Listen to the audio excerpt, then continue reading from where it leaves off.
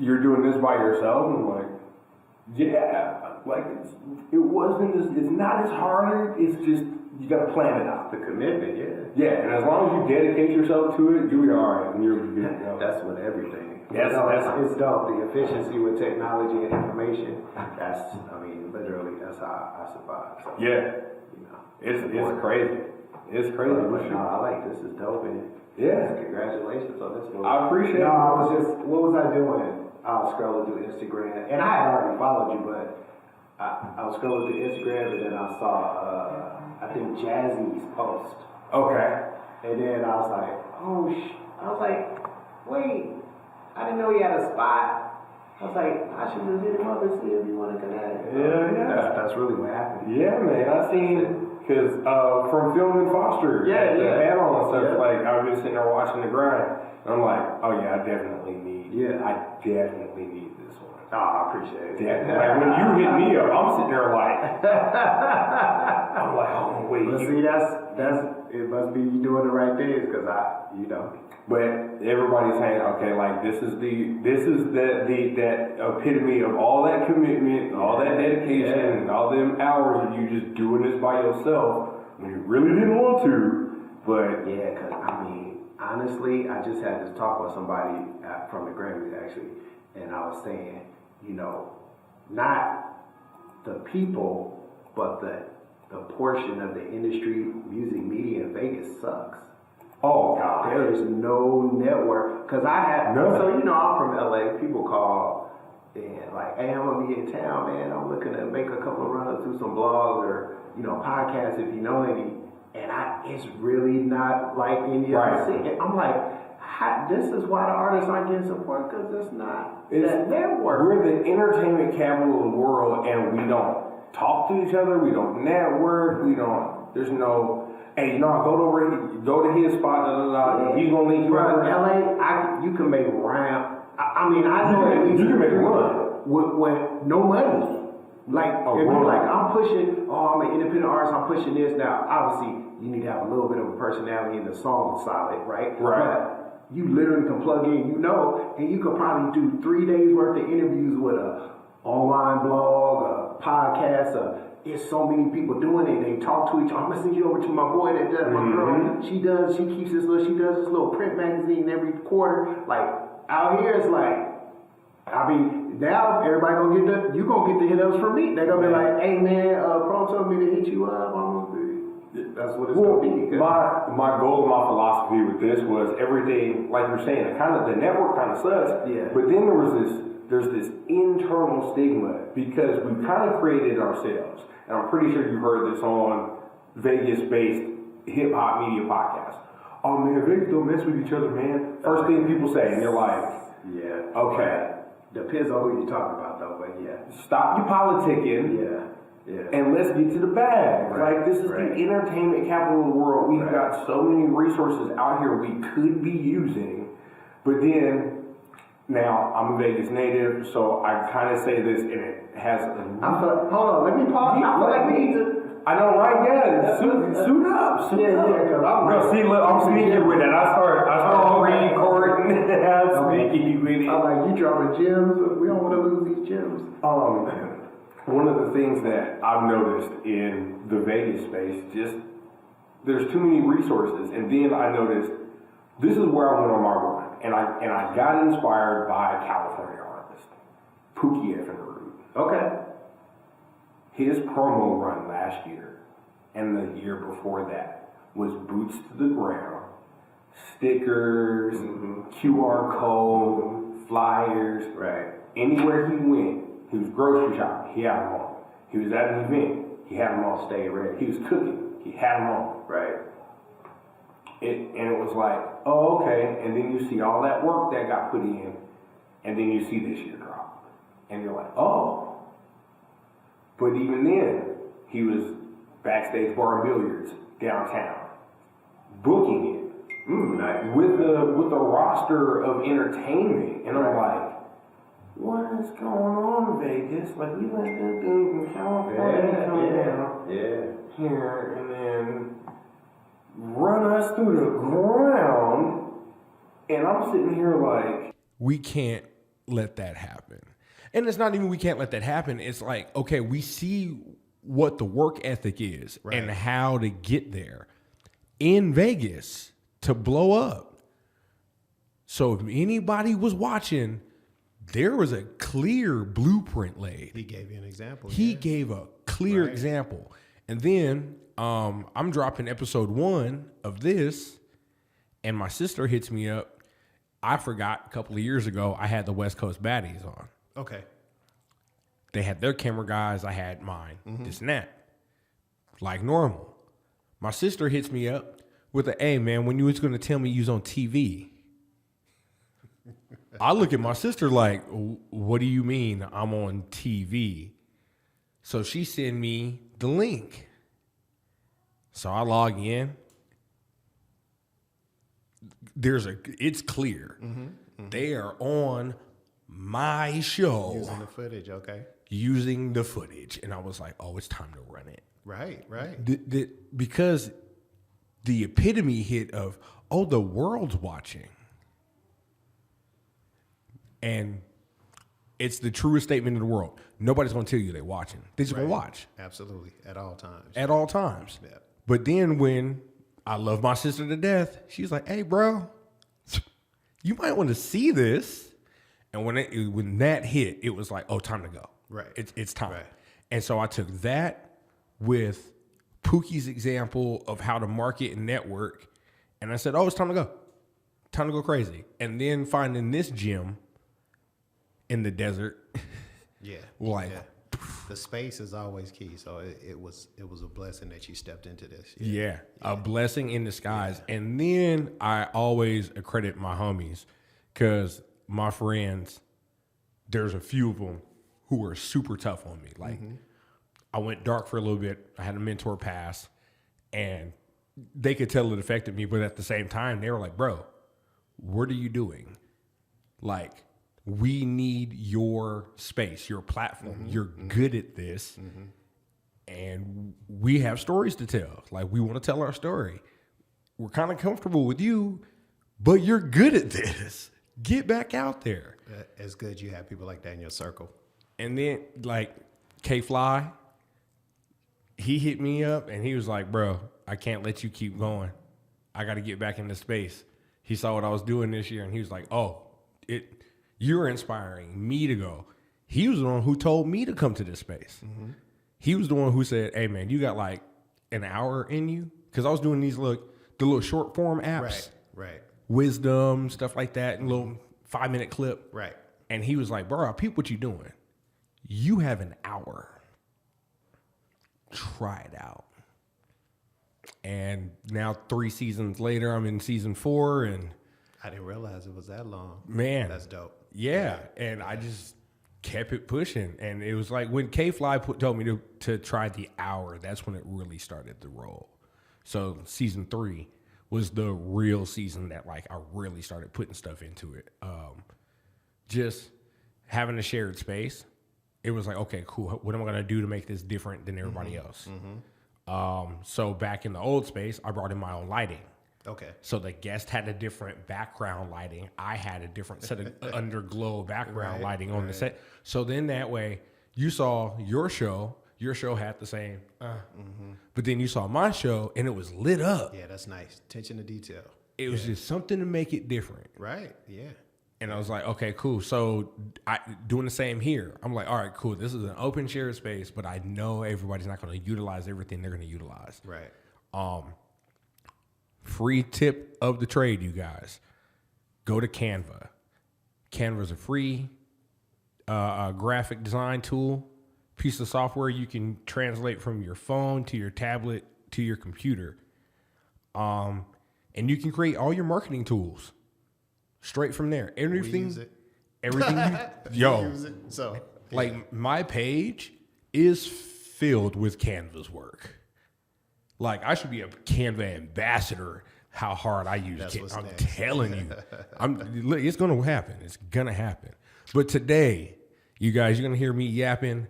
I have a very, very, very special guest in the building. You've heard his voice. You see him on the cam. This man is one of the most inspiring people that I've seen in the Vegas music industry. With events like last Friday, being on that panel and telling us about how you think, how I love the clip that we have up about intent. Oh, yes, yes. Intent and how, like, okay, why are you here? What is the real reason of why you're here? You're looking for something, you need help. Oh, boom, boom, boom. You're in a room full of da da da da da da da da. Make it happen. Right. And even just being from that the videographer standpoint and that, and being in the crowd and listening to that, I was like, oh, this man is totally correct, because like I could be looking at, hey man, oh, you said you were a producer, dude. I need some original music for my page, so I don't keep getting these monetized strikes on YouTube. Like, Right. let's work. Like, I'll pay you for yours, Right. And you provide me content. And it was that's the kind of thinking that was like, oh, you can open your mind up if you just. Why are you in the room? Right. And who's in the room with you? I'm gonna have the hardest time pronouncing your first name. Everybody calls me Pro. Let's make it. So we just gonna keep it easy. Let's We stick got with that. Pro in the building. We're gonna give a little bit of background here. So we got a notable figure in the music industry, recognized primarily as the founder of Create.Digital Music. His work focuses on content creation and distribution, particularly in the digital music landscape. A little bit of background on this gentleman. He is a proud native of Los Angeles, California, having spent his formative years in Gardena, a city within Los Angeles County. He built a career that emphasizes the intersection of technology and music, leveraging digital platforms to empower artists and enhance their reach. The founding of Create.Digital Music, he established that to provide innovative solutions for artists, focusing on how they can effectively create and distribute their music in the digital age. And his mission, the organization aims to support artists by offering tools and resources that facilitate music production and distribution, helping them navigate the complexities of the modern music industry. Pro, Damn, that's humbling. welcome to the show. I was like, who is he talking about? This is you, sir. Welcome to the garden. I appreciate it. It's a blessing. I'm humbly attending, so thank you for the platform. No, man, it was a pleasure to see you actually like contact me. I was sitting there like freaking out. I was like, oh my God, do y'all know who this is in my DM right now? Those of us that know in the city, we try to build, right? Yes, sir. That's really it. But again, with intention. With intention, so, yes, sir. Yeah. Well, let's talk about a little bit of this personal journey here. Yeah. Coming up in LA, how did it influence and mold your music career? Well, not to date myself, but I will. You know, I grew up in the 80s in LA, so you know that It was a different time. it was a different It was a time. different time. Like I was a young phrase, buck back then too. Right. I mean, But from Vegas, so it's totally different. If you've seen the TV show Snowfall, literally that's legit, right? So, Oh, wow. But I'll add the music element, right? So you know the 80s where hip hop really popped off, right? Yes, sir. So it was an early influence on me where I started hanging around DJs and learning how to DJ first at 15. I had my own mobile DJ company because I was blessed to have mentors that had the gear.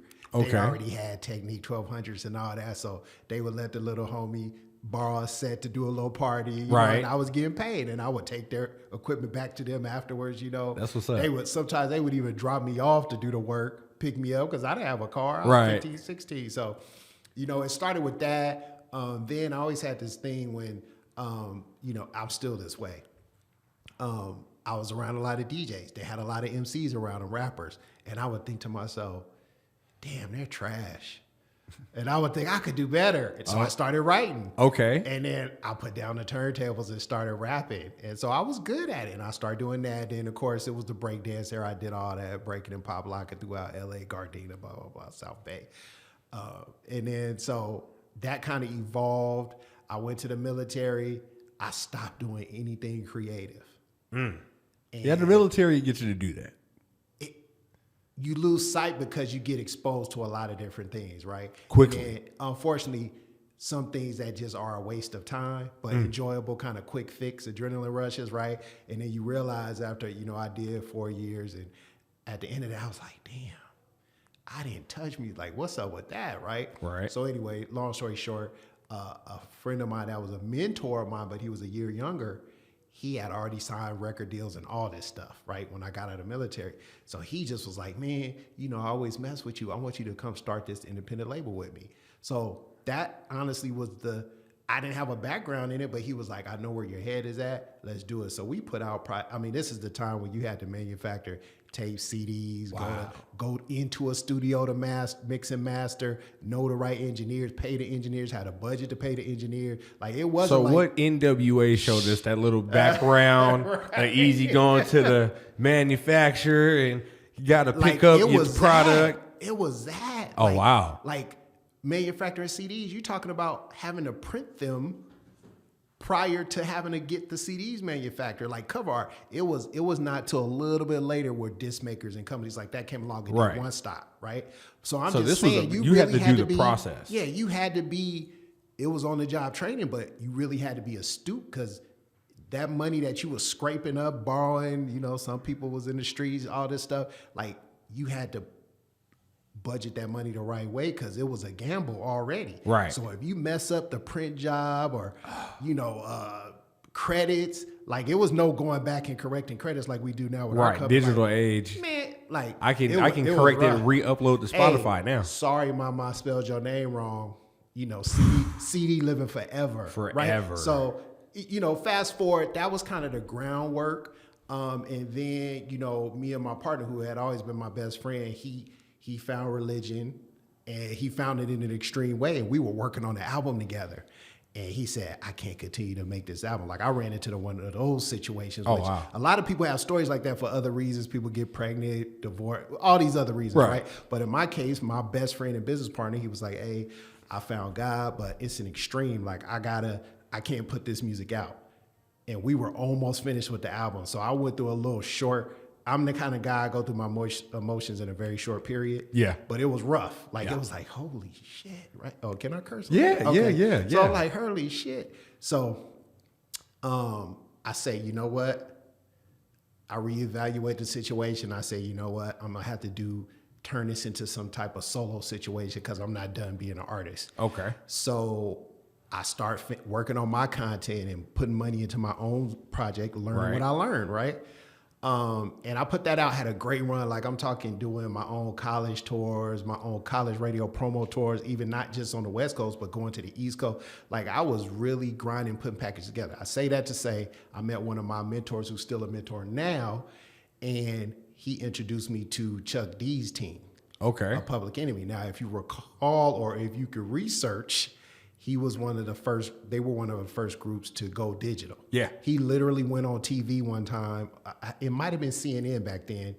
I think it was CNN. And he was explaining to them, we're about to go digital. And CNN was like, what? And, Chuck D's here saying they're not doing vinyl, cassettes, CDs, none of that. They're going to put their stuff on this platform called iTunes, and they're going to stay in the digital space. And everybody's like, what? So anyway, the company he did the deal with, his team walked me into that company as an artist. Okay. Now, this is what's crazy. During that period of time, there were only major artists on iTunes, and iTunes was the only DSP, the only one. I'm talking, it wasn't a baby. Wow, this is right when it launched. Right.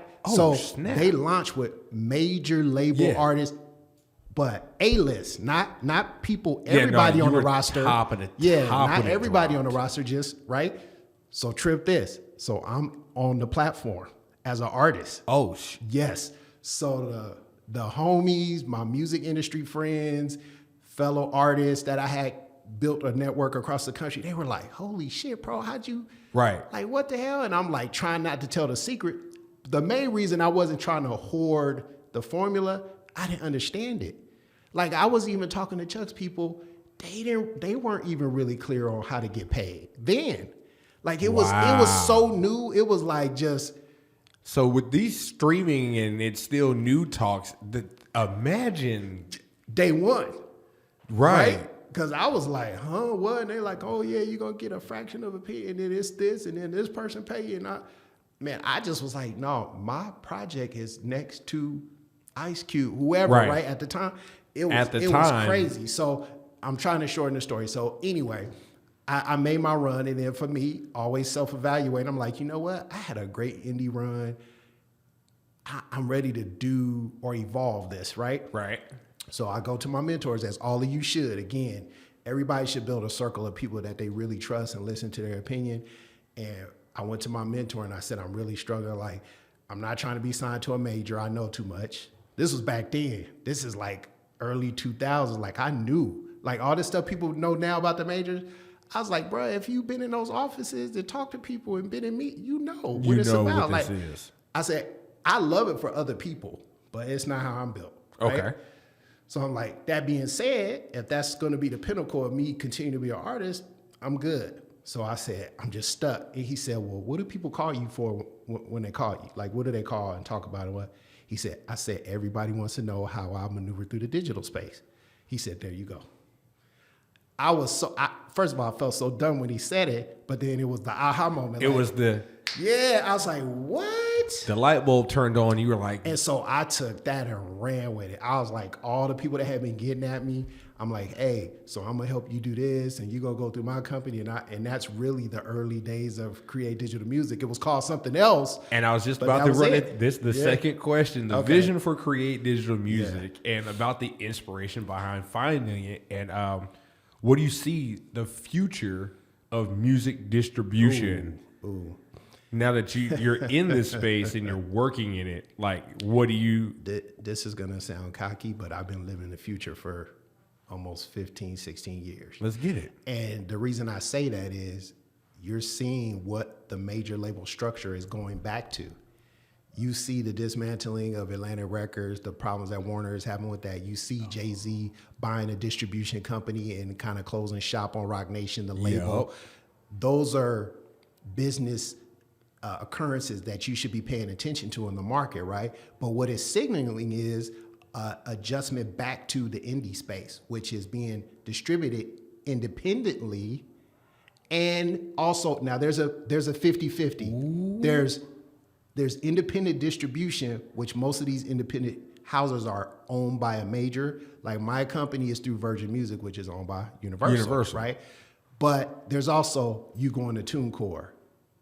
Okay, You going to DistroKid. DistroKid, CD Baby. See, that's DIY, right? Do it yourself. Right. So there's two sides of that independent space, but I'm still saying that's what the structure of the business is about to be. And then the majors will retool, as they always do, Right. and they'll get back to plucking the already massaged and developed talent, right? Because they put too much money. Like, I don't want to call anybody out, but this was in the news, so it's not me calling out. All the money they threw at 300 Entertainment, they didn't get a return, which is why you're seeing what you're seeing with Atlantic under Warner. Right. That's part of the shift, is saying, you may say, oh, not you, but the audience members may say, oh, but such and such is famous. They're signed to this label. Such and such is famous. But just because they're famous doesn't mean somebody's getting an ROI on there, right? That return on investment. You may think they're famous as an influencer. You see them all the time. Just but 'cause you what are see you them? making off that investment on the music and the content and 360 deals, touring, all that, right? So It's what I hear in a lot of the music industry podcasts. It's cool. Like, you'll get 1 million likes, but do you have 1 million people in them seats? So it's that's the easiest way to tell. You just nailed it. We have these discussions all the time. So I'm like, go watch a concert or a festival. And I said, notice the camera angles. And then once you notice the camera angles, go to social media and get the everyday person's video clip of the same concert. And you're going to go, wait a minute, it was empty. That thing was right? dead. On top of that, watch their performance. Like, that's a whole episode, right? Right. Do you really watch most of these artists' performances and go, man, that was money well spent? No. And I'm answering for you, because this is conversation every day. Right. Not a lot of people are. No, they're not dope for your event, especially if you're paying for a 3-day festival, that amount of money. Bro. Like, I got to buy a $12 water. If I'm lucky, it might be 18, right? So, and you're trash, even if you're open and act. Like, I'm from the era where everybody went hard, Right. Like, it didn't matter. 5 or 500, right? 5,000, right? Yeah.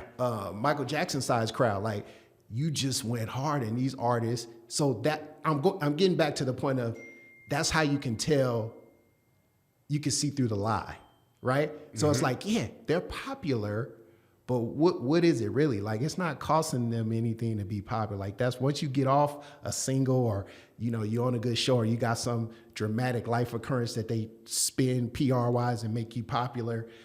But what's behind it? Is the company behind them really making money? And what I'm telling you is they aren't.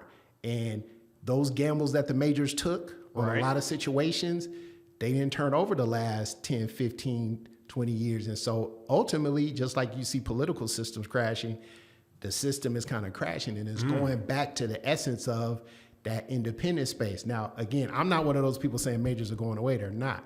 Because one thing majors can do that you cannot, I'll give you a perfect example. NFTs, Bitcoin, AI, all these things pop off. You know what those major labels do? They just go buy one of those companies that's hot to put that in their infrastructure.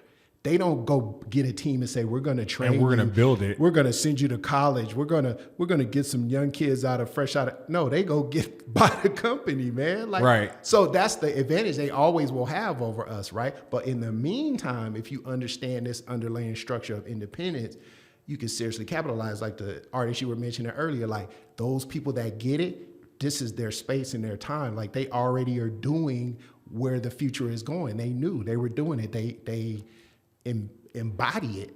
Well, I think the future of it kind of came out in this recent Big Three. Right. How the music was distributed. Yeah. For the industry and what people are thinking, this is awkward. And you're like, no, they're going back to. Yeah. They're just cycling it back. What's going to work? Oh, the people like it when you give it right to them. Right. So we're gonna restructure. It's the same. You're still under this major, but we're gonna make it seem like you giving it out to them. That I was gonna say. You ever? Sorry if I leave some game. No, that's game because you ever give a piece of advice to somebody and they kind of just like, it's like water off the shoulder, and then you hear somebody give them the same advice and they're like, damn, that's epic. Like. That's all the majors are doing, bro. They pay it because the thing is, nobody ever said they were stupid. They're not. Right. So all they did was go, they don't want us handing it directly to them, but we gonna give it to you, how you put on white gloves and serve them the same thing we've been serving them for hundreds of years. We just gonna have you serve it up to right. them. And see people like me though, I accept that and I'm already good at it, so I'm like, cool. Like it's all good. Like do your thing, but okay, yeah, right. Been here, right? So been in this space. You find how to work that and change from within, right? Because what you can do is you can influence your ecosystem, right? Very your true. Micro communities, you can influence that, and so what you want the industry to be. That's what you can work on, not necessarily trying to change who the majors are, right? Right. You're really just your micro communities and ecosystems. What's your influence on those across the globe? Because again, you should be thinking not just local, it's international, it's global, It's right? global. Yeah.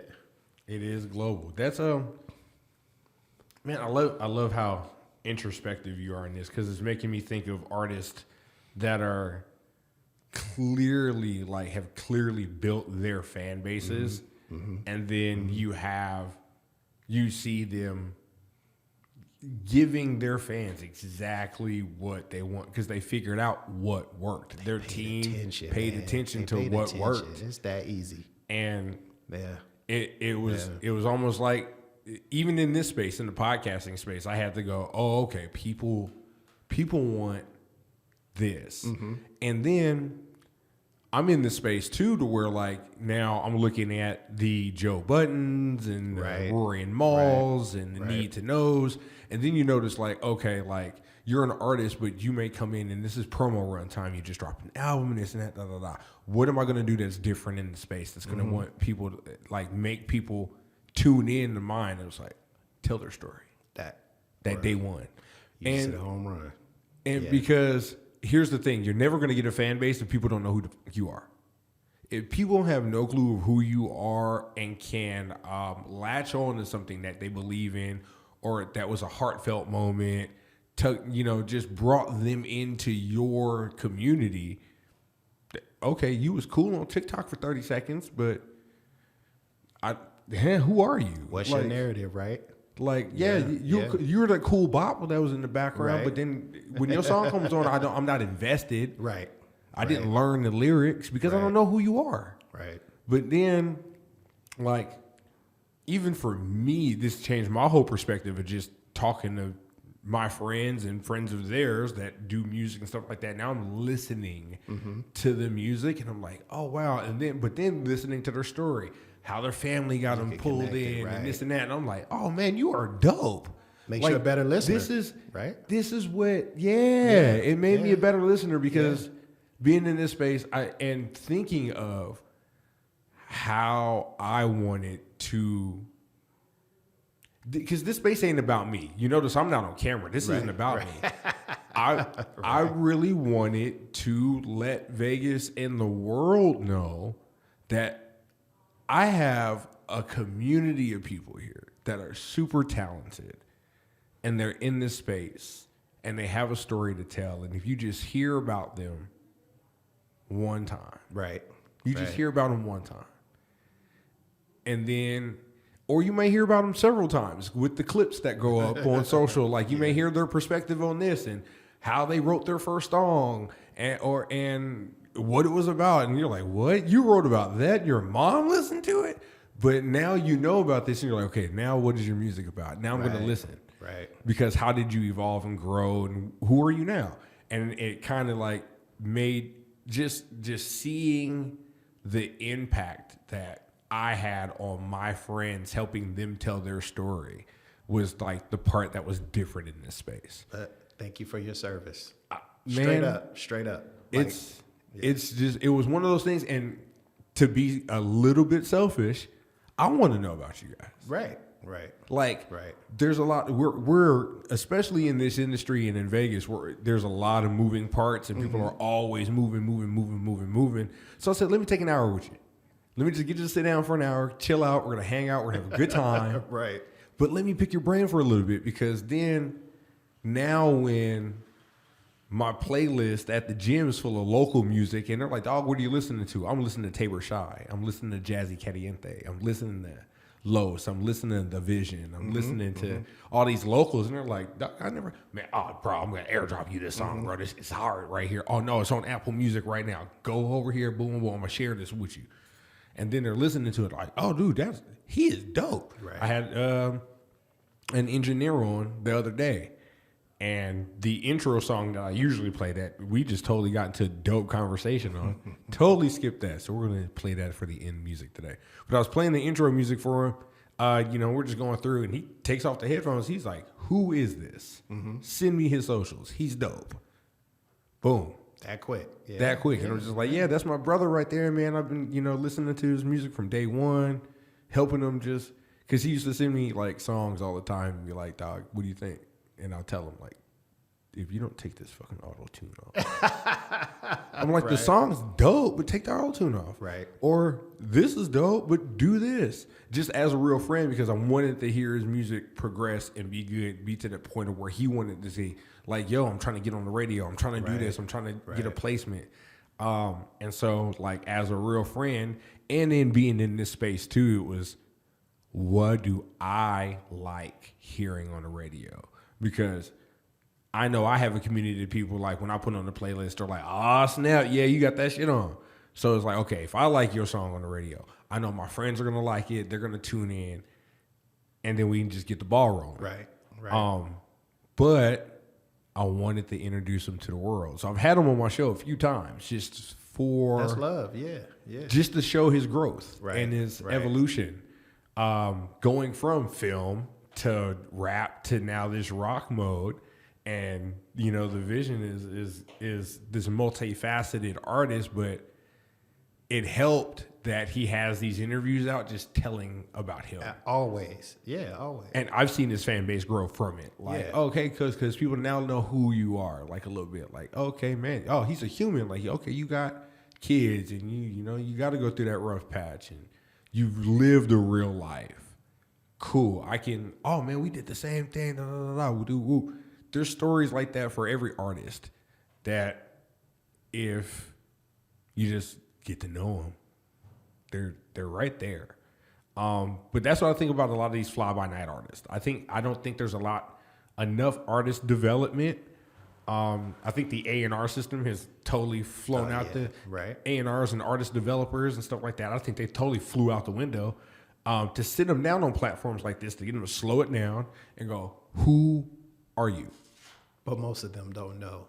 So you would have a tough time pulling teeth on talking to some of these. Have you watched some interviews lately, even on A-list podcasts? It's strange that they don't even know It's tough. who they are. Right. And I don't want to put this out on the industry, but I think the industry does this to artists. Like, they have this dream, I'm going here, I'm going to be this person. And then you get told, nope, this is the plan. You're going to look like this. You're going to cut your hair like this. You're going to put this makeup on. You're going to put these shoes on. You're going to do this. These people are already sponsoring you just because we're going to put that motion in that you're going to do this. And then here's who you are. And you're like, but I'm not that. Mm-hmm. That's not me. And so when you get them there, they want to answer this question, but then you always see the look to the promoter or the manager or somebody like, so what am I supposed to say in the situation right here? I mean, and there's definitely that. There's definitely that. There's also, let's keep it real. There are a lot of artists and human beings that just are so superficial. There's no depth to even have a conversation about. So that's more what I'm talking about. Like, I know a ton of talented people, and there's a ton of talented A-listers, but you listen to some of those interviews with some of those A-listers in any genre, and you go, wow, there's really not a lot there. Like, right? But then there's the special ones where you listen to an interview and you go, oh, damn. Like, I wouldn't have known, and now I'm a pet. Like you said, now you're engaged. Now I'm the invested. next time they do an interview or drop a song, you're like, okay, I want to build on this relationship I have as a fan, and it gets there. But there's so much, like, really, it's like, oh, this artist had a hit record. He was a D-boy. He got money to match the label. We going to put him out, let him ride this single out. He going to do promo, da-da-da-da-da. But you get him on the interview, and it's just like, oh, man. Not to mention the ones that come in still to interviews high and drunk, right? And it's no knock on drinking and smoking, but I see week in, week out, you can look at them and go, oh, you can tell that boy leaned out. And it's like, damn, that's how you telling your story? Horrible. It must be bad. If that's what you got to do. If you got to suppress that much, and you can't just come in and let it out. Talk about yourself. That part. That's what you got to do. So I'm saying it doesn't make it for, because I'm always a fan, right? So it doesn't make it an enjoyable fan experience. So I'm always looking for that. Like, when I have bowed down to being a hater on certain artists a lot of times, and then heard interviews or maybe met them in person and go, damn, okay, I got to backtrack. Like, I'm going to take back everything I said because, I got tricked by what I saw in the media or before, but now I have a lot more respect and, this, that, and the other. So it's always a growing process, even as a fan, obviously as a creator and an executive, but just as a fan, I'm always growing and going, oh, I didn't really mess with such and such then. And, like a perfect example, I was late on Tupac, and I'm from the West Coast. I'm not saying I didn't like Tupac. I loved his music. I wasn't deep in his catalog like a lot of people from the West Coast. And they were deep in the catalog. And until he passed, I was just on this, he's boisterous and yelling in public all the time and tripping. And then you start getting that backstory. Unfortunately, I got it late, right? Yeah. And I start connecting the dots and going, damn, this journey, like this dude was special, right? Yeah. Unfortunately, sometimes we get it early, like with a Nas, right? We get it early, so you don't have to wait. You just kind of know because you see the narrative the whole way, right? But Pac was such all over the place and had all this activity going on. It was easy for somebody to kind of lose sight. Yeah. But, so that's a perfect example for me. I had to come back to Pac and go, damn, greatness, right? So, it's those things. But again, we're always growing as fans and people. But yeah, the artists, it's a commitment, man. It's no separation. It used to be this thing of people like, you can't mix, personal life and business life, or personal life and creative life, but it's all one and the same. Like, a perfect example is somebody not being able to handle their business in their personal life. And you think as an artist, they're going to be able to handle their business? Not, right? Right. Right. Well, with that, like, how do you help artists adapt to this digital landscape, and then and navigating the specific challenges of today? It's a never-ending battle, and it's with brand new up-and-coming artists, seasoned artists, youth artists, right? Artists that are in that 18 to 25 range. It's all different, but one thing is for sure, the landscape changes so fast, it's very challenging for people to really get in the space and maximize the business side, the admin side. The creativity comes easy for a lot of people. Right. But even with that, we were talking offline earlier, tech is all intertwined in the creative process now in music. So to kind of have that attitude like, I don't want to be bothered with that, or I don't have a laptop, like all this stuff, is not really a point of a luxury these days. It's really an essential tool to have those tools, right? Yeah. And so that's part of it, is like getting people prepped to go, this is what it's going to take on top of the creativity. Yeah.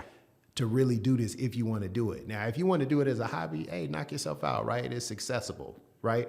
There's no make yourself a true filter online. Unfortunately, you can upload, like we said. Make yourself a bedroom studio, have a hobby. Yeah, that's cool. But if we're talking business, it's crossing those T's and dotting those I's. So you get into things like just, again, the creative process and the paperwork needed to collaborate with producers and songwriters, and, maybe an independent label that you're working with, or a production company, getting your metadata tight, right? Having split sheets with your collaborators, things of that nature, making sure the graphic arts that you have, you own to some degree, or they're not just AI generated and 3 other people are using the same image, right? Right. Things, just those fine details, right? Mixing and mastering your music the right way with the right people, right? Having versions of your music, right? All your files, your stems, like things that you would think are everyday, but people, they slip. Registering your music, there's just that laundry list, right? Like, see, like that right there, registering your music. As a new artist, you're like, so, right? Like, what is? I've never even, right? But then, well, I have heard of the term, because you got to do certain things that get your music played, even legally in certain countries. So you got to, do, like you said, it's all the paperwork. Yep. Paperwork. The admin side, yes. All the admin side, and then, and how do you get them? Now you've got the digital space side, but now you want to put them in, and you want to sit them down with a me. What does that look like on your end? I'll be honest. We I'll say the space and the age that I am now, I typically do deals and work with people that are already prepared for that. Now, gotcha. That's why I'm involved with like youth programs, college age schools, because I know they need the guidance. That's in those spaces, right? Those learning spaces. Right. But as for clients, the clients need to be already pretty much there. Will I add, cross some T's and dot some I's? Yes. Tighten them up. My team will do that, but we're not trying to raise grown men and grown kids right now, or women. Like, I'm past that. I've done that. I've contributed that to society, right? So in this space, it's like we do deals and business with individuals that we think are pretty much there, but they need the tools and the support and the resources that we have, right? And that next level step. Or there are cases where you just fall in love with an artist or music and you're like, damn, regardless of the circumstances, let me work with them and, see what we can do. So in those cases, I may, not be so tight on, the requirements. I feel you on that. I feel you on that. And you mentioned your youth, the work with the youth, and I was just about to ask about Notes for Notes. Yes, absolutely. And the views and the importance of music education for the youth. I'm really big on the music education programs for the youth, especially since like a lot of them died out after I got out of high school, which was a long time ago. Me too, yeah. And it was sad to see. Like, I used to remember waking up and you could hear the marching band, the music echoing off the mountain into the valley. You know what I mean? Like, there were times that, like, that's how I knew I was late for school. All right. Because I was in band. That was the rooster in the morning. That was the rooster in the morning. If you started hearing just the warm up sounds and stuff like that off the mountain, for me, it was like oh snap, get up and run. Yeah. And I miss hearing those sounds at 5:45 in the morning of just your local high school marching band outside warming up. I miss hearing kids talking about, oh, we're gonna form a little band and just play in the city. Like, a lot of that stuff died, and one of my goals, and I'm glad I've got somebody like you here in this space. One of my goals was to reach out to the city, junior high to freshman in college. Okay. So this is an opportunity to kind of get your musical regimen up and rolling, right? But I was going to do it a little bit different. I want to bring an HBCU style marching band program to Las Vegas. Fire. Yeah. To show kids showmanship and this and that. Yeah, the discipline. But then discipline. And in that, I want to teach composition and theory within this class. By doing this with new music, like what's in these kids' playlists right now, right? So day 1, 2, and 3 was going to be a survey. Hey, everybody, give me your top 3 songs out of your playlist right now. First thing in class. This is the first thing you're doing. Right. I'm gonna go through those first week. Okay, cool. Based off of this, we got a 12-minute program. First song is this, selected by you guys. Second song was most popular in you guys' playlist. We're going to do that. Third song, we're going to do this. Now, coming to guys like you, like, hey, yo, I just got this program running, whoop, da-da-da-da. I want to put them in the space to where when 17, 18, now in college, but they can start playing in live venues and stuff like this. I want this connection to keep going in the music industry to where all these live instrument playing kids are now have this opportunity to just not walk into the music industry, but they'll be noticed enough to where it's like, oh, they're working musicians. They're working, they'll be working musicians to where I love it when Jeezy did his concert with a live band. Right. Oh my gosh. Right. I tripped out over that. I was in love with that. If any Tiny Desk comes on, I'm on it. Right. Nah, incredible concept. Yeah. Because it's that. But then doing that here, like we said earlier, this off mic, like there's so much in Vegas. Right.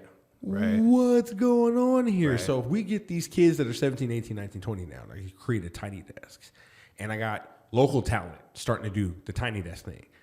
Local talent turns into, there's a buzz. Somebody's going to get a notice. It's going to be like, oh my God, do you see what's going on over there? Let's hook up with them. And then you never know. A little Russell could come through. Oh, absolutely right. And then turn this whole thing over and go, this is what we've been working for, people. This is what the spotlight in Vegas that we've all been like kind of like beaming for. That's my goal. And I don't care how long it's going to take. I'm 40 now. I'll do this till the day I die. Because it's like that involvement with Notes for Notes. It's just, there's so much importance in music education for kids. And it teaches them so much structure in their lives. Absolutely. Yeah, it's an outlet too, a healthy outlet. Marching band kept me off the street. No. Marching band was the one thing. My big homies, when they found out like I was musically inclined, because my dad put a saxophone in my hand, coming to find out I'm actually kind of naturally gifted. My big homies from the streets found out, and they kicked me out. They said, "No, you go over there and do that." Yeah, that's. You do that, and then that was one of the biggest impactful moments of my life. Like, oh, people support that I'm good at this. And I think if we've got more adults in the space that will lend their just ear, expertise, some knowledge to these kids who want to be in the music industry, there's so many ways to get into it now. And no, it's important work, and like you said, unfortunately, programs are pulled out of schools, right? You'll find rare public programs in communities, especially the underserved, right, underprivileged. But Notes for Notes right now, I think, don't quote me, but it's probably about 27 studios nationwide, including the one we have here. So the beauty of it is, adults like us that are around music creativity, the studios are so well done, built, and ran that you walk in and go, oh man, I want to work. Like let's do some work. Let's do a session. Like that's what it feels like. And these are all free programs for the youth at these locations. Now, the majority of the studios are partnered with Boys and Girls Clubs. Okay. But we do have some in school districts across the country. That's what's up. And we might have a standalone. Again, we'd have to research that. I think we might have a standalone or two. But that's the thing, it being a free program with development. So whether a kid wants to learn voiceover, if they want to learn podcasting, if they want to learn DJing, if they want to play an instrument, if they want to write rap songs, if they want to be a producer, like these are all things under the umbrella that our program managers institute at the location. So it's not just come in and free fall. Oh, I want to write a rap and that's it. No, it's you find out you learn about absolutely the business, the fundamentals, including the business, right? That's so like here in Las Vegas, and Robert Lacey. Yes, he's our program manager at the Vegas location here. So he runs that, and the same thing. You sit with him and watch him engage with those kids, and you see a discipline and a routine, and you see that he has them on task. And there's always an end product. Like you turn around after 2 weeks, and he'll go, "Hey, let me play you this what we did the other day," and you'll realize that 6 kids that were sitting on the couch scribbling on paper 2 weeks ago, this is the song that they made, right? Oh, so man. It's beautiful. And then we've been blessed to have people graduate out of the program, either come back and work in the program or. There's an artist named Gail. She had this song ABCDFU. It was a big hit. She came out of our program in Nashville, I think. Again, don't quote me, but I think it was Nashville. So again, just extra steps to investing in what we think the music industry will be. Right. So we can all sit around and complain like we were talking earlier. We're not complaining because we're action-minded, right? But there's a lot of people out there talking shit about the business. They don't take action. So it's like we're investing in that, right? And then on the college level, I'm on the board of Cerritos College Commercial Music Department in Los Angeles, and so there I get to impact college age kids, right? Nice. So it's like that's a different level, right? Yeah, a whole different Their development is further along. They are honed in on like, hey, I want to play the piano, I want to play the alto saxophone, whatever, right? Right. Audio engineers, so. That's a different space too, because it's like it's fun in its own right, because it's like they're in that. What am I gonna do with the rest of my life? And you have to hit them with the reality though. I like them because with the youth, I can't really tell them the real about the business, but with the college age kids, they ask me a question. Ooh, you need Febreze up in there when they ask. Now I normally don't try to go in there and tell a dark story, but if they ask the right question. I'm glad you asked that. Right. Let me drop a little bit of game. You'll see half the room do one of these. Like, damn. That was tough. I don't know if I want to do this, right? So anyway, but yeah, man, Notes for Notes is, it's life work. It's legacy work. Like it's church. Like, that's the best way I can sum it up. We're here saying this on mic. I am telling you right now, I'm going to see you about this. I'm volunteering my services. I want to be a part of this because that's a part of my goal. We on air. All you have to literally do is DM our guy I just named. You good? He know who you are. I'm in there. He actually knows you. I was coming to see you today, so just hit him and be like, "Hey man, I want to connect with you." I want to be. You got to fall through, yeah. And shout out to our Vegas family that have come through and spent time with the kids and done activities and. They always love it, man, because you walk in, you don't realize it. I mean, you do realize it, but to them, you literally are like a superstar. Like, it's not about the name. It's like oh, so you do this? You run? Like, that's what's impressive to the kids. People don't realize it. It's like, yeah, they get the Beyoncés and everybody else, they get it. But when you walk in and you're like, oh, this is what I do, and they're like, oh, that's what you, they really get intrigued. Yeah. And the ones that are interested, they want to learn, so they're tentative, man. They're Oh like, yeah, because like nowadays, attentive. Sorry, but yeah, they're very yeah. attentive. Yes, Yeah. because like nowadays with all of these shows and internet things, like you hear, I want to be a streamer. Well, where'd you get that from? Kai Cenat. right. People, but I love. Here's the thing: I love his run, and I need to know who's on his marketing team. He's a walking billboard because well, how he's they got a whole company behind him, but yeah, whoever his team is, yeah. they did the work with him because they made it to where it's a comfortable space. Like he's a person. You can see him. He hypes up when somebody walks in the door and he's like, "Oh my God, it's you!" Like just like we would. Yeah, he's lucky to have a job where he doesn't have to have a filter. Yo, super lucky. I have to have a filter, but super lucky. There's sometimes I got to edit these episodes and go to the thing and go remove all curse words. right. Filter that out. Got to monetize.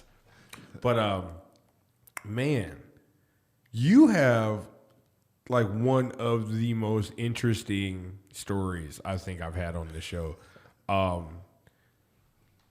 With Create.Digital music, for me, it's the embodiment of legacy work mixed in with knowing what like today's digital space is going to need. That's fair. That's a fair statement. I like it. It's like, okay, what am I going to do to leave an impact? But then what am I going to do to actually help these people out? Exactly. And make money. And make money. You got to make money. You got to make money. Let's keep it real. But you know, coming up from LA and having these people in your life that just kind of put you in this space to go, I trust in the vision. I trust you. We haven't done this before, but I trust you. You got it. I can see you got it. Going there and then just creating this space that's now like you got Notes for Notes, which is locations all over the United States. Right. We've got Create.Digital music, which is impacting artists all over. I've been watching some of your clips working with Mills. Oh, yeah, absolutely. Just the things that like you implement. The strategies, the thought processes, how to network, how to get from this space to this space, even changing your thought processes on elevating. Right. Changing your thought processes on why you're in places, aka intent, as we said earlier today. Right. And just watching you in those spaces, man, I am honored to have you here. I'm glad that been able to pick your brain. It inspired me. It's inspired me a lot to keep going. Right. Having you here and listening to your story has told me, Andrew, keep it rocking. Vice versa. We're exchanging energy, so it's a two-way street. I'm glad I can put that in the air like that, man.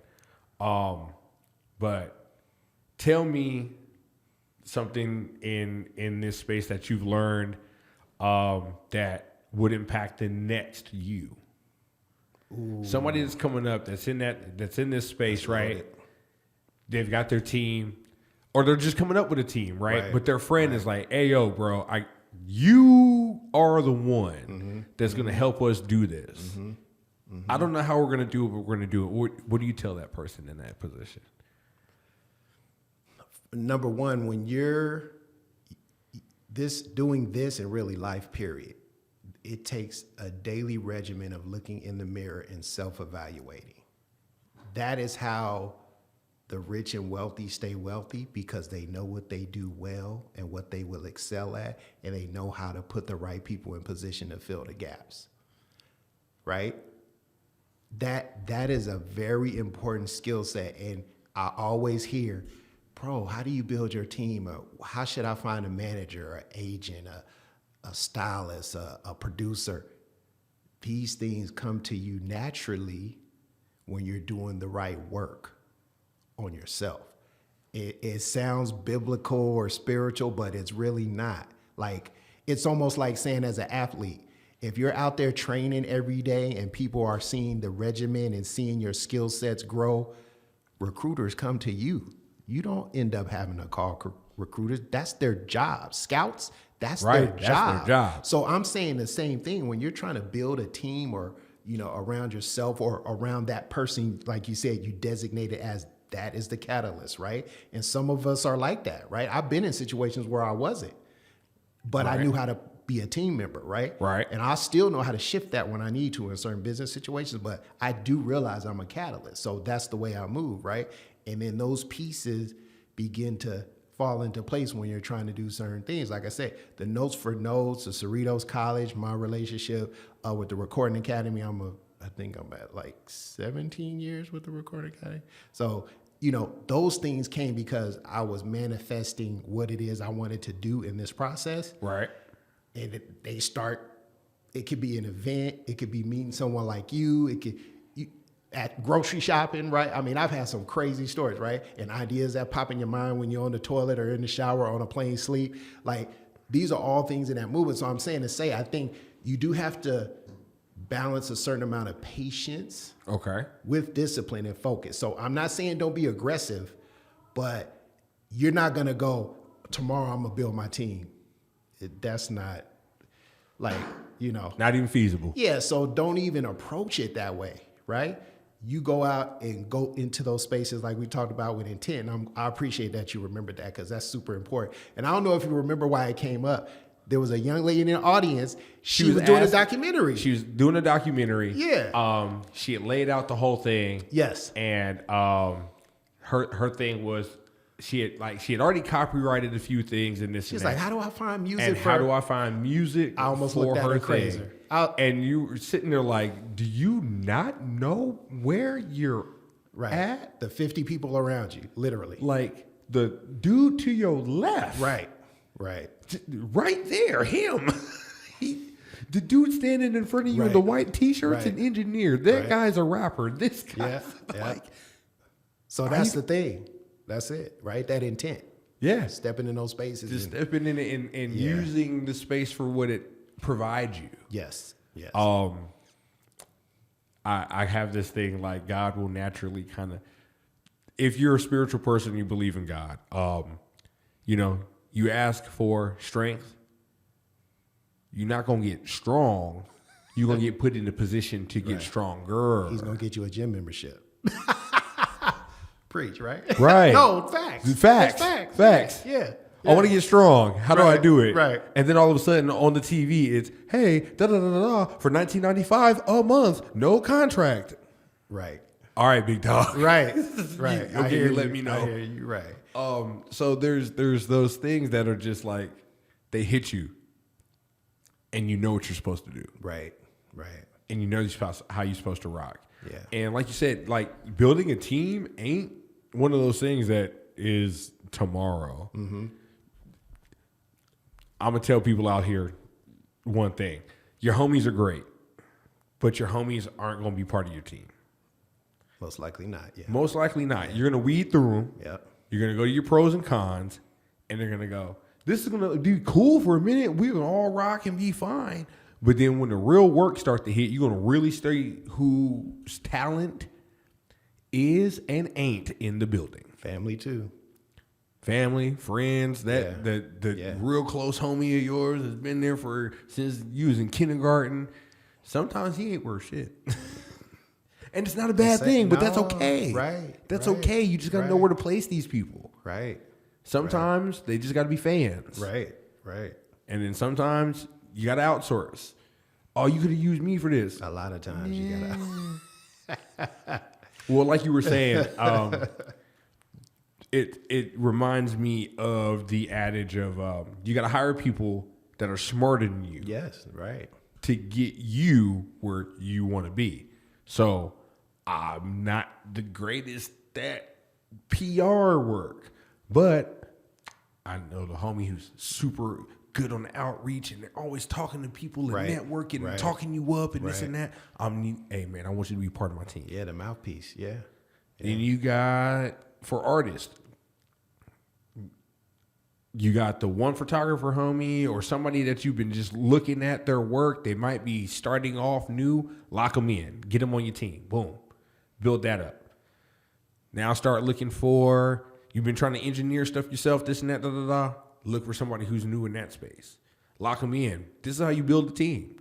Looking for people who are hungry and passionate and in your space that are doing things that they'll excel at better than you, so you can become the master of the one thing, so they can become masters of that. And then you all put your collaborative works together. Then you get then you blow up. Great advice. And then I'll tell you another one. You know, I always tell the youngsters, look, I'm at the age where I say youngsters. I tell the youngsters, like, you know, one thing about being a business entrepreneur in music or entertainment, you have to make more hard decisions than easy ones. So that's the thing. If you think this is all like, oh my God, yeah, you know, this artist is gonna wear this outfit and oh, we gonna fly to Puerto Rico and do this video, and nah, bruh. Like, here's the thing, and back real quick to your comment about the homies and family, right, working on your team. So you have to have tiers of vendors, right? Because I'll say this, I'll probably have 2 or 3 people that I use locally, even here in Vegas, that they're my go-to people. Right. Right?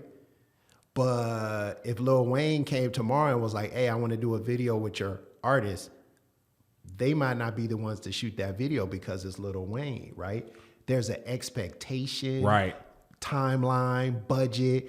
There's things that help you with that decision, and you have to make that right decision, right? Right. So that's what I'm saying. Like, a lot of times people think, oh, this is easy. Once you get on, you can, bruh, you have I'm to gonna tell have the homie people no. shoot it and Yeah, like, look. it's This rough is out there good for our sometimes. videos that we do. Right. But I need to hire bro Exactly, right? for this. So those are decisions that a lot of people get uncomfortable with or telling us. Yeah. You know, I'll give one that comes up often. Just I'm not a manager of artists, but I still have a lot of friends that are. But like, you know, telling a female artist about her hair or her look.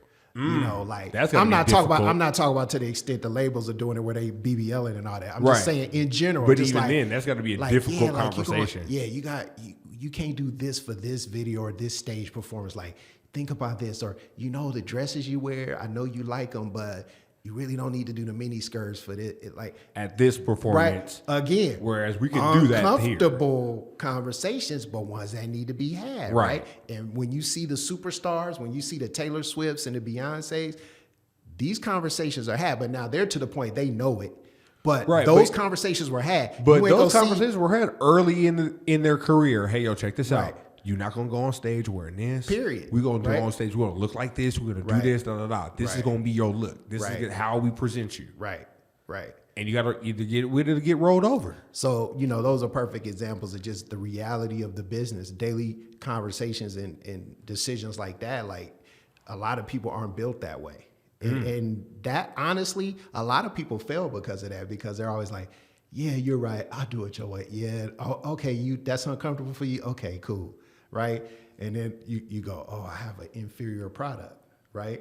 You know, because that's the thing. Ultimately, we're putting out a product to consumers.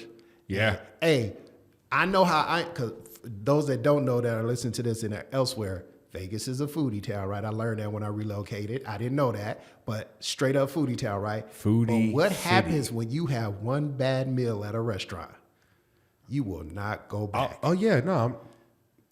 It's done, right? Second chances? So I tell artists that all the time. I don't know why you think people are going to keep coming back time after time if you have yeah. inferior product. They believe, but Look, they don't believe and it. look, I'm gonna tell this to Vegas artists because we are the hardest city to please. Okay, Right. I can see that. as a native, if you're dropping music, you can't drop shit music. You just can't. Yeah. Your music coming out of here needs to meet the expectations of the entertainment capital of the world. There you go. You need the mix, you need the master, then you need to go back, listen to it in the car, mix it, master it again, come back, listen to it on the bigs, mix it, master it again, and then drop it. Oh man. Because you will never hear any music that comes off of this platform that sounds like ass, because I'll cut it off and I'll look at you and be like, who? Fix it and come back. Right? Please contact your engineer. But that's what the business needs, is that, right? It's that. They do. The business needs more people. I'm sorry. We need A&Rs and music development. We need somebody that's going to sit in the office and go, okay, give me your project.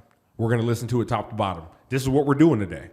We need a turn. We need, I mean, honestly. And I'm going to listen to it and you Yeah. need to listen to it. You got that one guy who's in there, straight face. Yeah. Might give you a little head bop, but I'm going to cut it off. All right, cool. Yeah, that was great, but no. And what do you mean no? Okay, here's where we're going to talk about it. Verse 1. Right.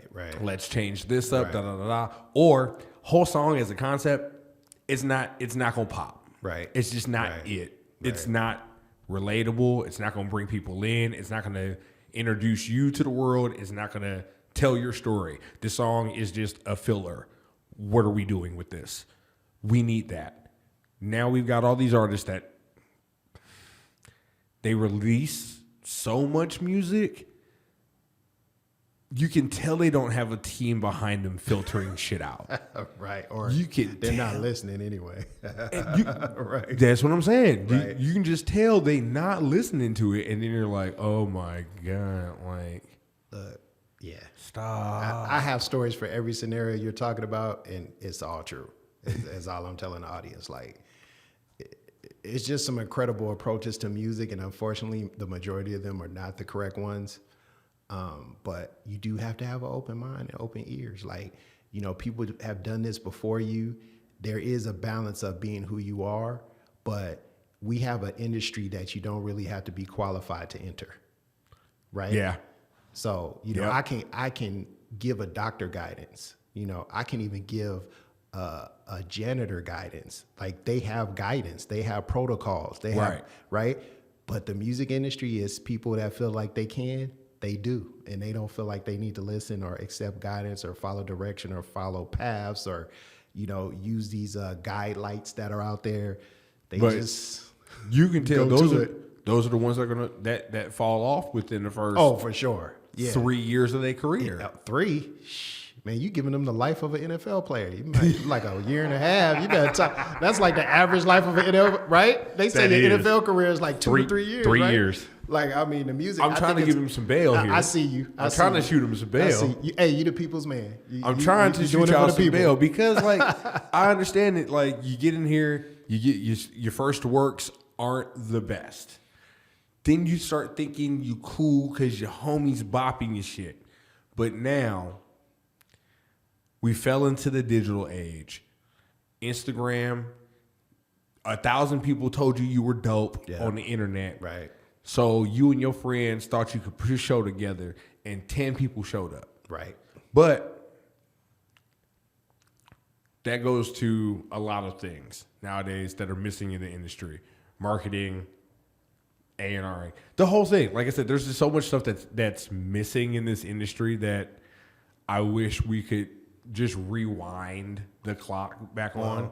I just implore. Or just to re-implement. Like, let's just, we know it's supposed to be here. Put it back on the envelope and rock it. But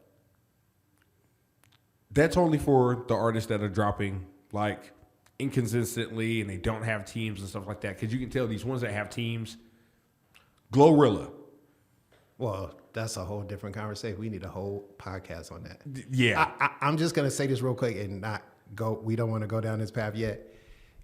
If you study your industry that you're in, right? If you're pursuing this industry, you study it.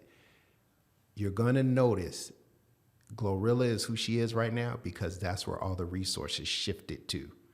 They did the same thing with Nicki. They did the same thing with Cardi B. Yep. They do the same thing with Megan. So we're not talking talent and songs. I'm talking business. Resource.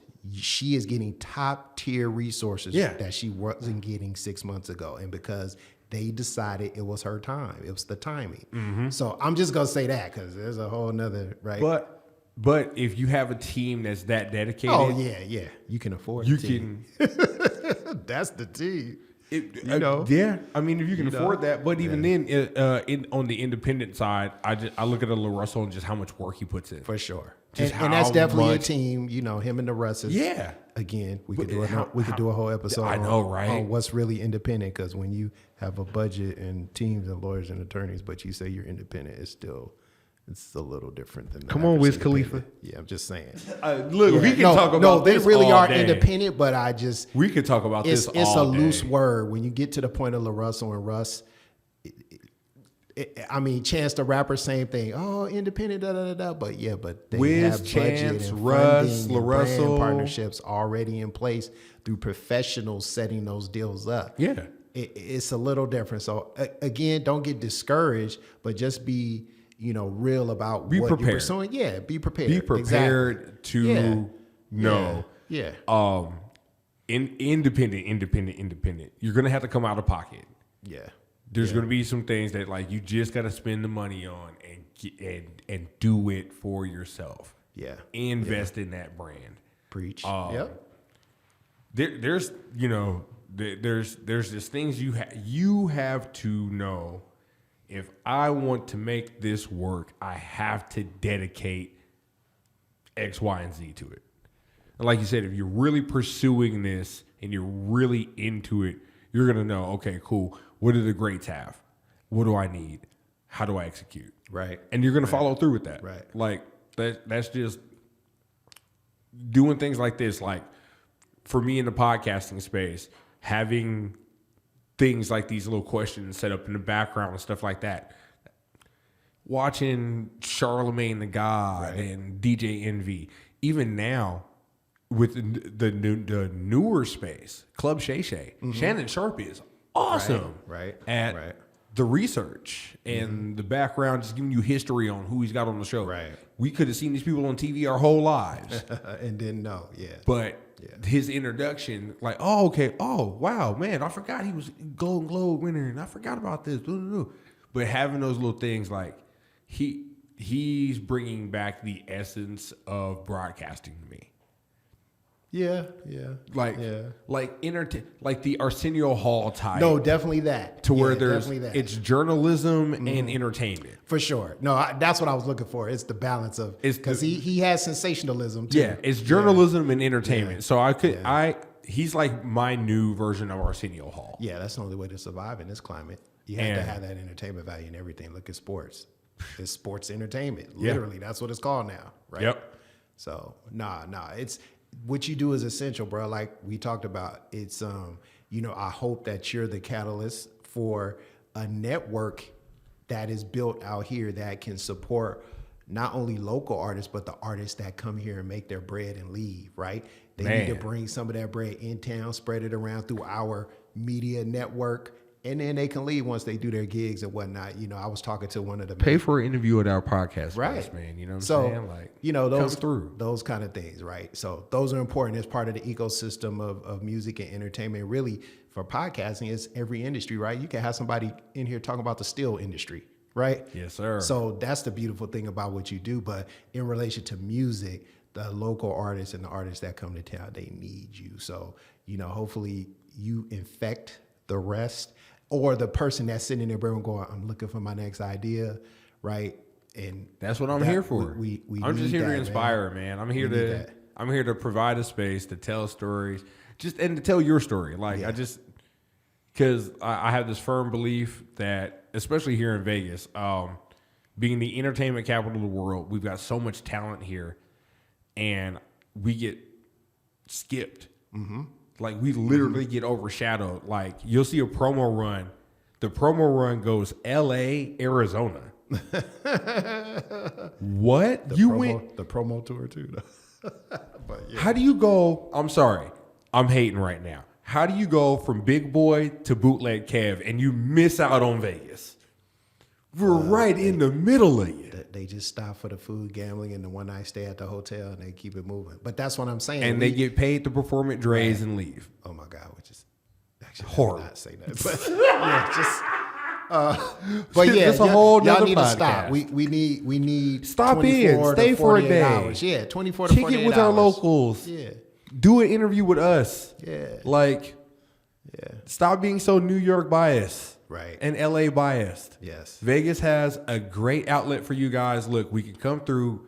We're a foodie town. We know exactly where to get the good food. We've got a legal cannabis industry. We know all of y'all smoke. And we know all of y'all shop at one particular sponsored dispensary, which I'm still trying to pull my sponsorship from you guys. Because I shop at you guys all the time. Y'all know where I'm talking about. I'm about to pull 2 of y'all models for this product. But like they come through, you know what I'm saying, and just getting all that in. I think it would be dope just to bring it up. And like you said, like if Ice Cube stopped through here on his run, like, you know what I'm saying, like he's got My Ego did it. Yep. Or Blame It on My Ego. Yep. He's on a run right now. That'd be dope if we got an Ice Cube through here just to sit down and kick it and talk. You know what I'm saying? Da da da. We just saw you perform at the World Series. How was that? Like, we want to know about that stuff too. Yep. Here in Vegas, Yep. we don't just want to watch it on Fox 5 News Exactly. and on Yeah. YouTube. Yeah. Kick it with somebody that we know in the city. So I can go and be like, oh my God, that's Pro sitting with, huh? Oh, dope. That's dope. Because then I'm going to turn my friends on to it. Right. I'm right. like, did you not see Pro? Bro, here's the link. Right. And I think that would be super dope because that'll give the city a new turn. Absolutely. I think that would give the city a whole new buzz of, oh, we're not just here to play a show and leave. Like, oh, these people are cool. We're locals. Like, I'm sorry, like the whole locals and we live on the strip and all we do is party. No, I'm sorry. Like, Not true. we build businesses and we have dreams and hopes and aspirations of creating these digital spaces, physical spaces to where we can help others execute their dreams. I have this goal. It's a dream of mine. You know that old Kmart on Bonanza and Nellis? I do not. Okay, so there's an old Kmart there. I grew up there. Da, da, da. Okay. It's abandoned. Got it. What if we got enough resources, bought it out, gutted it, and it became the first multi-roomed studio? Green screen, psych room, podcast room, full-blown radio station. Kmart's big enough to do it. It is. Yeah, yeah. And call it the church. I like it. That's the you just manifest that. That's gonna happen. So that's gonna in the air. We're gonna make that happen. But I've got a tradition here. We got a few more minutes in on the pod. I ask everybody this. No, it's a great thing. I need you to get into the brain of yours here. Okay. 3 special people. Based upon your experience here with me today, who would you have plant seeds in the garden? 3 people. Wait, explain planting the seeds in the garden. Tell their story. Who would you want to shed some light on? Pour some water in the pot. That's easy. I'll give you my favorite singer, songwriter locally here and also a client. I would start with Troy L. She has beautiful songs that she has a backstory to each song, a story. Like these come from real life experiences. And then her background is just, she has an interesting story. And she's local too, like she's born and raised, but she tells that story. And at least the pieces I get, I'm like, wait, you were here? You know, it's that kind of thing. Okay. And not to mention, she has music to push that the audience would love. Right? Nice. The second one would be Robert Lacey, aka the ambassador, the program manager over at Notes for Notes and founder of Manifest Academy. His work with youth in the city is just unprecedented at this point. Like he is super active. Like when people are looking for youth talent, they come to him. And I'm saying other organizations, the city. Oh, wow. Like he's that guy. Like he has done the work and his story is incredible. He's the ultimate collaborator. Like he is all about partnering, collaborating with other resources and individuals throughout the city. So, That's what's up. And then shout out to him because we do Uprising, the youth concert every quarter. That's Okay. him. Yeah, that's him. So Dope. we're one of the major sponsors, and I'm part of his team that puts that on. 3, man, this is hard because going to 3, You can add honorable mentions. You know who I will? I'm gonna add my boy EQ. Forrest West is government, but EQ. So he's a music creator. Okay. And his energy and personality is like I wish. Like, no, honestly, like his personality is just, I don't think there's a room you could put him in that he just wouldn't go. Oh, wow. So he would be, your content would just be fantastic, right? Definitely, so, definitely. Yeah, so that would be my 3. I probably have about, 10, but definitely just off the top, when I'm look, I'm always thinking business too, right? So when I'm thinking about what's good for me, good for you, and good for the audience, those are probably 3 people that come to mind quickly, right? Okay. Yeah. Bet. Anything that you want to tell the people that you're working on? Ooh. Anything that you want to promote, push? You know what? Let me get this day right. I know I got to get this day right because I do that. I have a lot on my brain and I'm a tad bit. Very busy individual, man. Wait. Why am I? Oh, here. So right now we are. Here we go. Oh, let me get the date. Okay. So November 24th at Container Park, 12 p.m. to 3 p.m. Uprising. Our party in the park features a ton of youth music creators and performers, and then we always mix in some adult performers and the DJ. It's a fantastic time. Like, I mean, we've had mayoral candidates, we've had the news. That like we are the spot. Like I'm not even bragging. We're that. Like it's really that. But it's family. All the family just come out and hang. And if you're familiar with Container Park, it's a cool spot to chill. Yes, sir. And it's free. That's right. And they have a quality venue level stage, right? Yeah. So Container Park's dope. Yeah, it bangs. If you haven't been there, yeah, it bangs. So that's one thing. We're working on Troy L's next single, right? Nice. I will consider it untitled at this point because I can't give away the title, but it's going to be something very epic out of the city and something different that you're not usually hearing out of the city, as is most of her music. One of my longtime clients, Charles Coleman II, he's working on a very collaborative album. Similar to maybe like a Robert Glasper type album where you have a lot of collaborators mixing of genres, right? Okay. So I'm A&Ring that album right now and co-executive producing with him. So that's always that's like, yeah, because I don't do it for a lot of people. Like I don't do A&R work and executive production for a lot of people, but he knows he could call me when it's time. You know what I'm saying? So we're working on his stuff and just a lot of sync pitching for TV, film, gaming, advertisements. So we're doing a lot of that. We just landed 2 songs of Montana Mills on the show Love After Lockup. You know, his wife, well, people know them as Michael and Justine from Love After Lockup, but they are musical artists and they are clients and they are now Las Vegas locals. So it's another light shining on the city. So we're working on their stuff. Those are probably the things right now. There's a ton. There's a long list, but right now those are at the forefront as we close the year out. That's what's up, man. Tell the people where to find you. Easy to find. All my socials are Create.Digital. So wherever you're looking for me or us, that is it. Create.Dig Man Pub. And then our website is create.digitalmusic.solutions. And then Google me. I'm easy to find.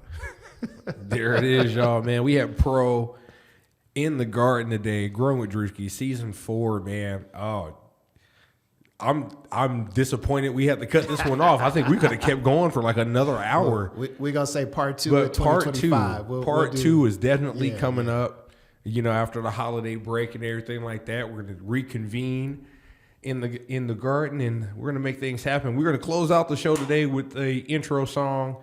We always do this. My brother, my dog, the one and only, The Vision.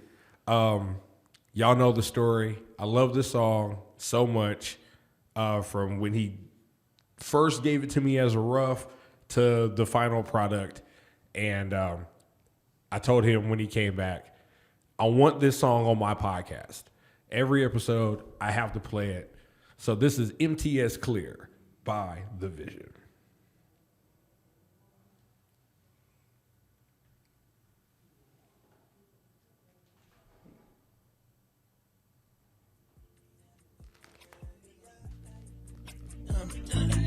You know all that shit you talking, nigga. Trust me, I really don't care. I don't care.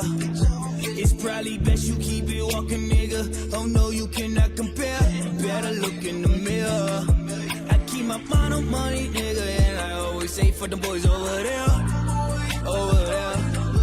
I pray they gotta understand me, my nigga. If they don't, I'll make it clear.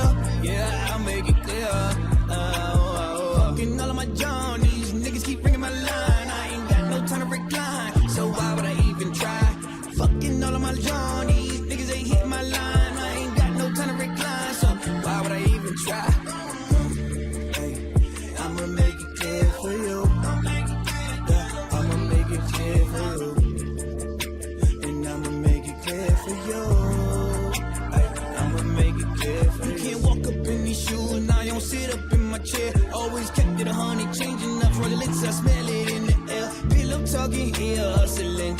I smell it when I see it, fraudulence in the air.